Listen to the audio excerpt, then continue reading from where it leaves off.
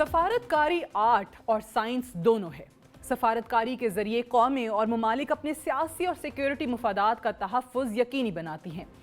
آج کے دور حاضر میں سفارتی تعلقات کو برقرار اور مثبت ڈگر پر قائم رکھنا قوموں کی ترقی میں ایک اہم جز بن چکا ہے۔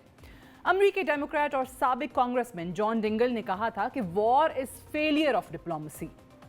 مڈل ایسٹ کے حالات پر اگر نظر دوڑائی جائے تو ہم دیکھتے ہیں کہ گزشتہ چند برسوں سے سعودی عرب اور امریکہ کے بگڑتے حالات کے پیش نظر عالمی سیاسی منظرنامے پر بہت ساری اہم تبدیلیاں دیکھنے میں آئی ہیں۔ امریکہ اور سعودی عرب کے تعلقات کی کشیدگی کا آغاز آج سے 5 برس قبل سعودی نژاد امریکی صحافی جمال خشوگی کے سعودی عرب کے انقرہ قونصلیٹ میں قتل کے بعد ہوا۔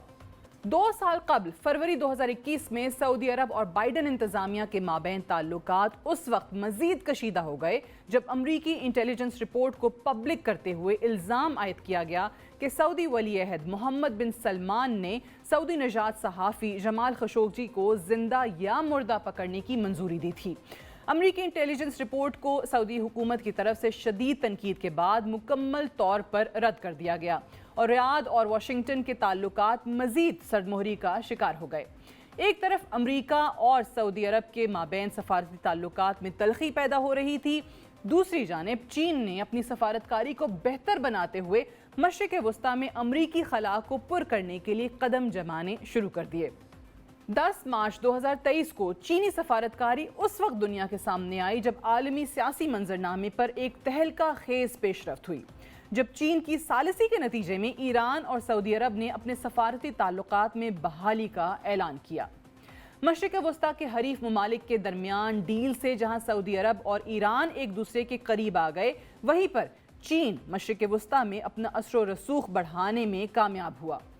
دوسری جانب یہ سوال بھی اٹھایا جانے لگا کہ کیا امریکہ کا مشرق وسطیٰ میں کردار محدود رہے گا؟ ایران سعودی عرب تعلقات بحالی کے بعد اسرائیل اور سعودی عرب کے تعلقات کا کیا مستقبل ہوگا؟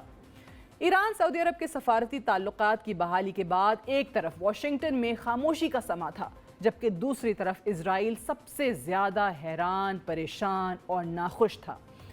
گزشتہ چند برسوں سے امریکی اشیرباد سے اسرائیل عرب ممالک بالخصوص بحرین، عمان اور متحدہ عرب امارات کے ساتھ سفارتی تعلقات قائم کرنے میں کامیاب رہا، اور ایسا کہا جا رہا تھا کہ اسرائیل خطے میں تنہائی سے نجات حاصل کر سکے گا اور ایران کے خلاف مؤثر گروپ اکٹھا کر سکے گا، مگر سعودی عرب اور ایران کے قریب آتے ہی اسرائیل کا خطے میں اثر و رسوخ بڑھانے کے پلان کو شدید دھچکا پہنچا۔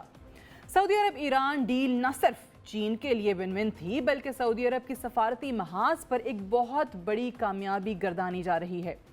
ایک طرف سعودی عرب ایران کے قریب ہو گیا، جبکہ دوسری طرف امریکہ سے سفارتی تعلقات کو لے کر سعودی عرب اپنی بارگیننگ پوزیشن کو بہتر کرنے میں کامیاب رہا۔ چین کے تعاون سے کی گئی ڈیل سے امریکہ کی ایران کو خطے میں تنہا کرنے کی پالیسی کو شدید دھچکا لگا، جبکہ چین کی مشرق وسطیٰ میں آمد سے امریکہ کے خطے میں اثر و رسوخ کو بھی ناقابل تلافی نقصان پہنچا۔ چین کی مشرق وسطیٰ میں انٹری کے بعد بائیڈن انتظامیہ اور بالخصوص واشنگٹن کے سفارتی حلقوں میں ایک ہنگامی صورتحال قائم ہے، اور اسی بات کا تاثر گزشتہ ہفتے صدر بائیڈن نے نیو یارک ٹائمز کے تھامس فریڈمن کو ایک انٹرویو میں بھی دیا۔ نیو یارک ٹائمز کے انٹرویو کے مطابق بائیڈن انتظامیہ مشرق وسطیٰ کے لیے ایک بڑا پلان تیار کر رہی ہے، جس کو بگ مڈل ایسٹ ڈیل کا نام دیا جا رہا ہے۔ امریکی ڈیل کے مطابق سعودی عرب کو امریکہ کے ساتھ میوچول سیکیورٹی پیکٹ کے بدلے اسرائیل کے ساتھ تعلقات کو بحال کرنا، فلسطین کے لیے امداد کا اعلان کرنا اور اس کے علاوہ چین کے ساتھ تعلقات کو کم کرنا تھا، جبکہ ڈیل کے بدلے اسرائیل ویسٹ بینک میں فلسطینی زمین پر مزید قبضہ نہیں کرے گا، 2 اسٹیٹ سولوشن پہ پہلے سے کیے گئے وعدے مکمل کرے گا اور فلسطینی اتھارٹی اسرائیل اور سعودی عرب ڈیل کو سپورٹ کرے گی۔ اب سوال پیدا ہوتا ہے کہ امریکہ سعودی عرب کو ایسا کیا دے سکتا ہے جس کو بگ مڈل ایسٹ ڈیل کہا جا سکتا ہے؟ نیو یارک ٹائمز کے آرٹیکل کے مطابق سعودی عرب امریکہ سے 3 دفاعی معاملات میں تعاون چاہتا ہے۔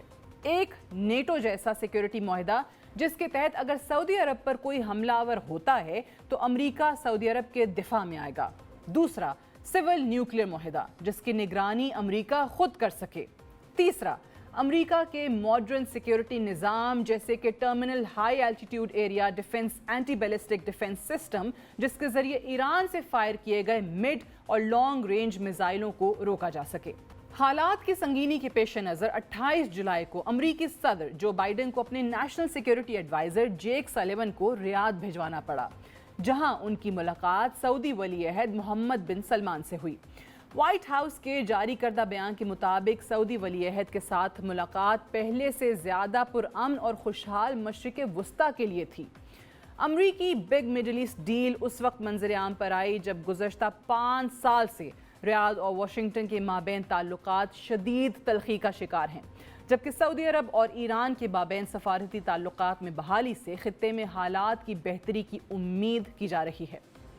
ایران سعودی عرب ڈیل سب کے لیے ون ون سچویشن ہے۔ چین، ایران اور سعودی عرب سب کی ایک بڑی سفارتی فتح ہے، جبکہ آنے والے وقت میں تعین ہو سکے گا کہ امریکہ مڈل ایسٹ میں اپنا اثر و رسوخ دوبارہ کیسے قائم کر سکے گا۔ کیا امریکہ اپنی دفاعی ڈیل کے ذریعے سعودی حکمرانوں کو متاثر کر سکے گا؟ کیا امریکہ اور اسرائیل مڈل ایسٹ میں چین کے بڑھتے ہوئے اثر و رسوخ کے راستے میں کوئی رکاوٹ بن سکیں گے؟